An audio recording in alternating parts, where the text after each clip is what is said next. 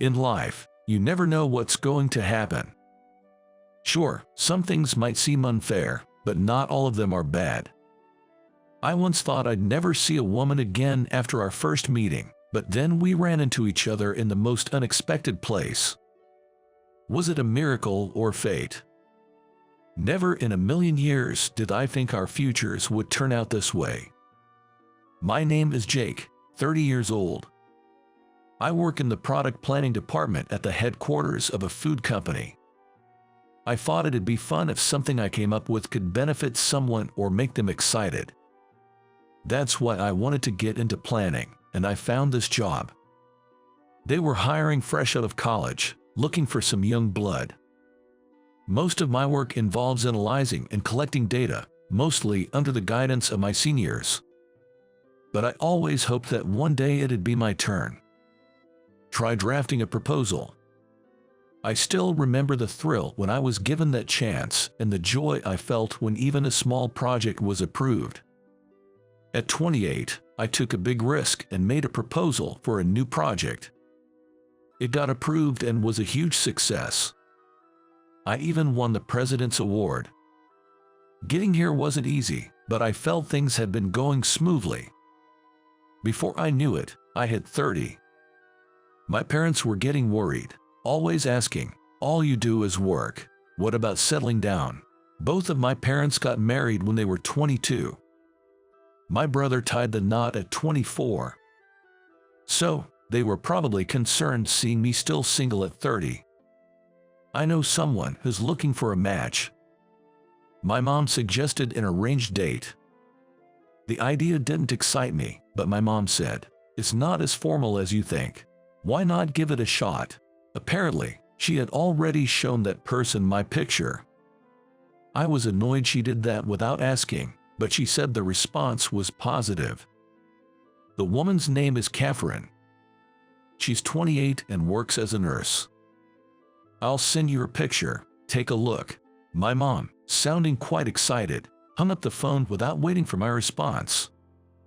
Soon after, a picture and a message were sent to my cell phone. She's the one in the middle. It looked like a fun pic with her colleagues. She had her hair neatly tied up, and her smile was radiant. My phone buzzed again, a message from my mom. "Jake, she's totally your type, right?" My brother had seen the photo too and thought Catherine was right up my alley. That's my brother. He hit the nail on the head, and I couldn't help but laugh out loud reading my mom's message. To be honest, I've been so consumed with work since starting my job that I haven't been dating. Now, I'm not even sure how to go about finding someone. I do think about getting married someday. I felt like maybe it wouldn't hurt to just meet up once. It seems the lady in question, Catherine, isn't keen on a formal arranged date either. The idea was for the two of us to meet up and maybe grab dinner. We decided to have a date, but just the two of us without any matchmakers. We exchanged contact information and set a date. It turned out both of us were free the following Saturday. I was looking forward to the day we'd meet. However, on the day before the date, an unexpected situation arose. "You've got a transfer order." Called into the manager's office, I took the order and my eyes widened. Is this? I was at a loss for words. The sudden transfer was shocking enough, but to top it off, the new location was in what could be described as a rural branch office in another state. I have heard that the department has a small number of employees and is just a task-oriented department. Within the company, it had a certain reputation as where the sidelined employees ended up. Seeing my shock, the manager said, "It's perfect for you. You can speak your mind and work as you like."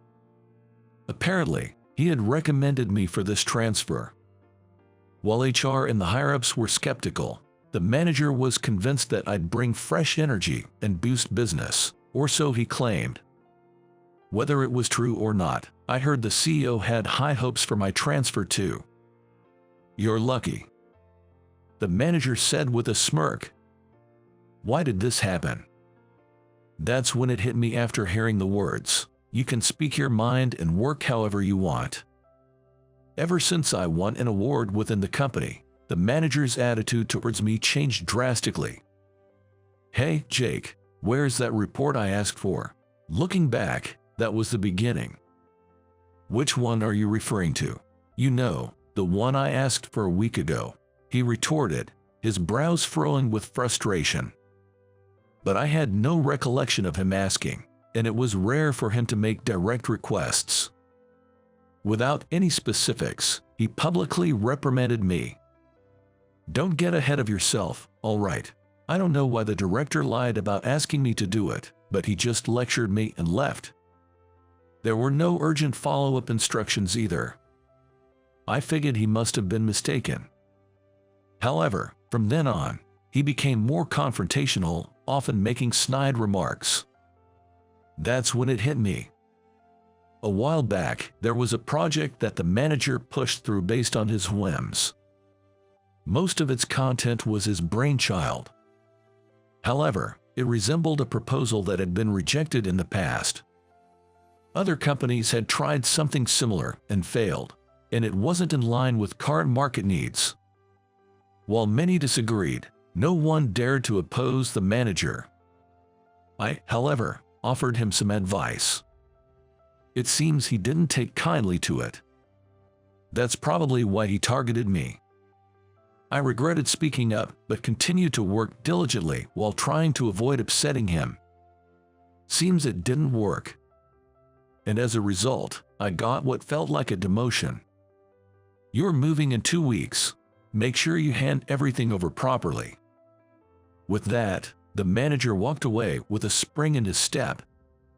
Now, with this transfer looming, the arranged date was the last thing on my mind. The new location was out of state and seemed like a dead end for my career.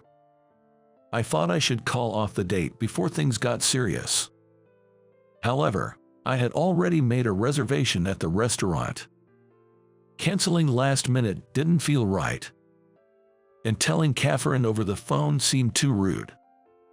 I decided to meet her in person and apologize. The next day, I met Catherine in front of the restaurant. Seeing her warm smile made my heart heavy. We entered the private room I had reserved for the occasion. Immediately after sitting down, I said, "Hey." I informed Catherine that I received a transfer order yesterday, that the new destination is far away, out of state, and I was assigned to a lesser-known department. It's a role with no potential for growth, and I had no idea what the future would hold. I couldn't possibly ask her to be okay with this. I also apologized for the inconvenience of meeting under these circumstances today. "You could have just called, but you took the trouble to tell me in person. I appreciate it, but since we're here, how about having lunch together?" I was prepared for her to be upset, but instead, Catherine gave me a warm smile. We enjoyed a delicious meal, and she shared stories about her work, how she had been too busy to meet anyone, and how a mutual acquaintance had introduced her to me. Turns out, our passion for our jobs was something we both had in common. The conversation flowed naturally, and time flew by. It was bittersweet when it came time to leave the restaurant. As I was leaving, I thanked her for the wonderful time and apologized once again for declining the previous arrangement. I then called my mom to update her. When I told her about my decision based on the transfer, she sounded disappointed but understood. I had some issues with the transfer, including issues with my boss. I considered quitting, thinking it might be better than transferring to the remote branch. But I decided to give it a shot, and if things didn't pan out, I could always leave. I decided to do my best at the new location. And then a year went by. The rural branch, rumored to be monotonous. Indeed, it was less exciting than when I was in the product planning department at the main office. Due to cost cutting, there were fewer staff, and we had to do tasks that would typically be handled by other teams at the main office. The workload was intense, and it felt like all of us were working like mules.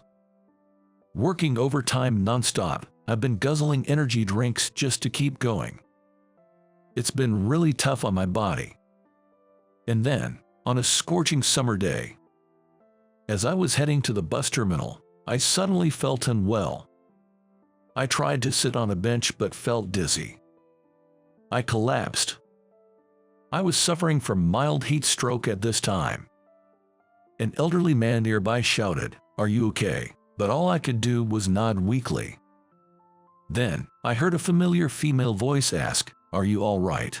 Unable to open my eyes, I just groaned. "Can you stand up? Sorry, let's get you to that bench over there." I felt hands supporting me, taking me to a shaded area. I don't know how many people helped me.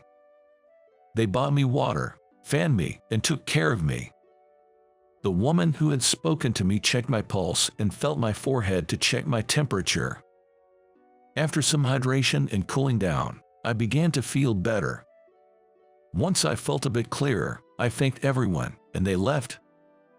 The helpful woman stayed till the end. "I'm glad you're looking better. Please go home and rest." I thanked her once more. "Thank you so much for your help." I looked up and met her eyes, and exclaimed, "Wait." She smiled. "I thought so. It's you, Jake, right?" It was Catherine.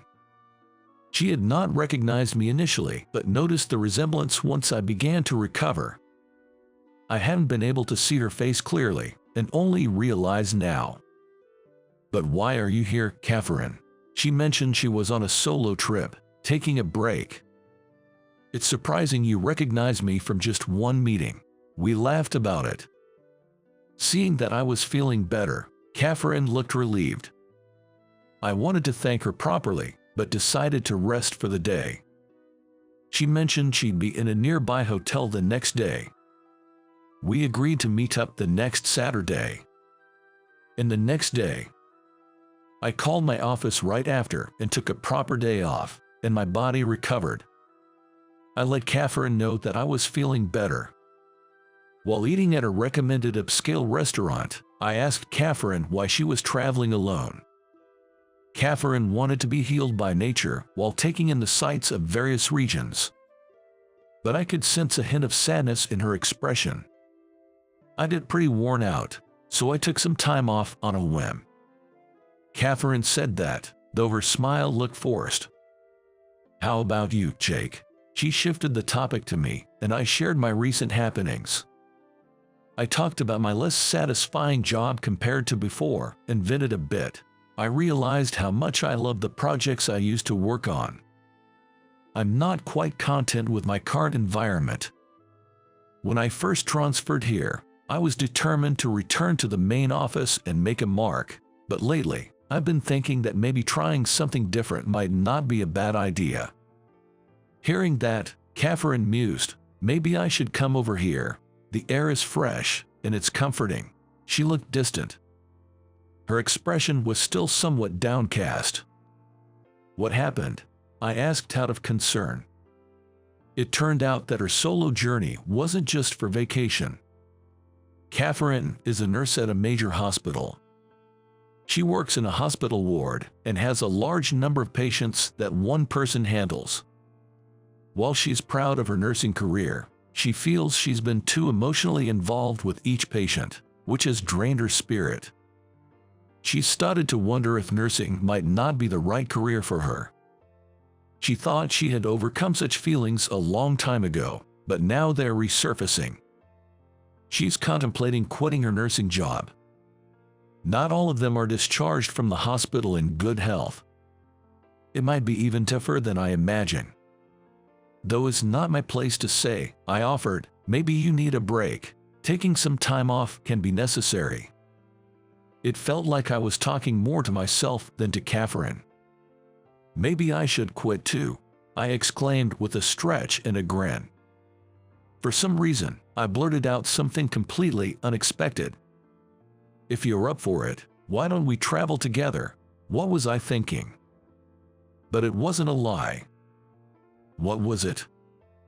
I had this vague feeling that things might be better if Catherine and I were together. Catherine looked surprised but then bashfully nodded, "If you're okay with me." Daddy, oh, Michael, what's up today? I crouched down to lift my energetically running son. The clinic was only half day today, so I picked up Michael from daycare. Today is a community event day at the coastal town center. There are stalls selling fresh seafood, grilled fresh fish, and booths with toys and food that children love. I'm here today as an employee of the company organizing this event. Since my reunion with Catherine, I'd casually mentioned traveling together. It became a reality. We both thought it was just a spur of the moment. I quit my job, and Catherine quit nursing. Since both of us had been working so much, we hadn't spent much. We had plenty saved up for our journey. We traveled around the US on a whim. While I knew I wanted to start something new and loved planning, I wasn't clear about what else I was interested in, or whether I wanted to work in the food industry again. Catherine thought that taking a break might give her a new perspective. The reason she agreed to my wild idea was she hoped the trip would offer some clarity. One of the places we visited is the coastal town we now call home. The scent of the sea was ever present, and every meal we had was delicious. Moreover, throughout our stay, the warmth of the townsfolk was truly comforting. Catherine felt the same way. After our journey, we both considered settling down here. To settle down, we needed to find a job. I wanted to work in planning, so I checked a job listing website and saw that the event company I was working for was hiring.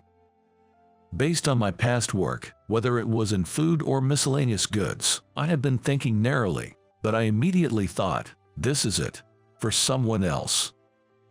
To bring excitement. My core reasons for wanting to work in planning hadn't changed. The event company's website made my heart race even more. That's how I ended up joining the event company. And Catherine, she found work at a clinic. Catherine, who took the time to reflect on herself during our travels. She remembered when she aspired to be a nurse. If she could support someone, even just a little. She realized her pride in nursing and her feelings hadn't changed. During our travels, there were several instances where Catherine assisted sick people. Perhaps it's a nurse's intuition. Not that they were collapsed or huddled, but by observing their movements and complexion, Catherine would approach and ask, "Are you okay?"